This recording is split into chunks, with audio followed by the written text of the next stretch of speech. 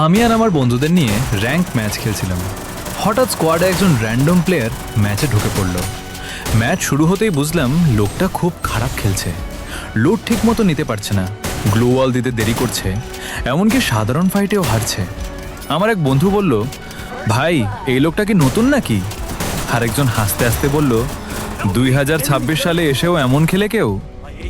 আমরাও মজা করতে শুরু করলাম। লোকটা কিছু বলছিল না।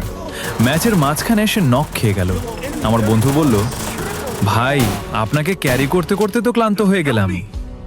তখন প্রথমবারের মতো লোকটা মাইকে কথা বলল, খুব শান্ত গলায় বলল, জানো একটা সময় ছিল যখন ফ্যাক্টরিতে নামার আগে সবাই ভয় পেত।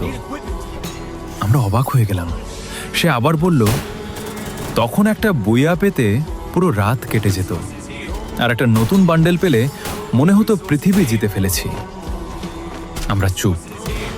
লোকটা ধীরে ধীরে বলল, তখন বন্ধুদের অনলাইনে আসার অপেক্ষা ছিল সবচেয়ে বড় ইভেন্ট।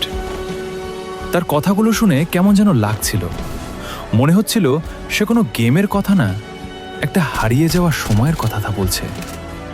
ম্যাচের শেষের দিকে সে আবার বলল, আজকে গেমটা অনেক সুন্দর, অনেক কিছু আছে, কিন্তু জানো তখন এত কিছু ছিল না, তবুও আনন্দটা অনেক বেশি ছিল।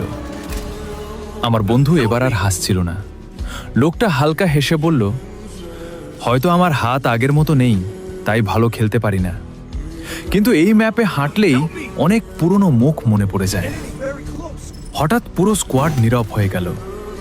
ম্যাচ শেষ হওয়ার আগে লোকটা শুধু একটা কথাই বলেছিল, তোমরা গেমটা উপভোগ করো, কারণ একদিন দেখবে গেমটা থাকবে, কিন্তু আজকের এই সময়টা আর থাকবে না। তারপর ম্যাচ শেষ।